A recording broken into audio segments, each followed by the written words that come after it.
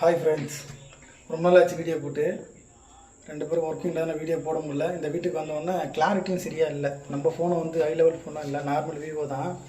Clarity சரியாக இல்லை. இன்றைக்கி பட்டர் செய்யலாம். சரி, அதனால் ஒரு வீடியோ போடலாம்னு ரொம்ப ஆசைப்பட்டேன். பாருங்கள், பன்னீர் பட்டர் மசாலா.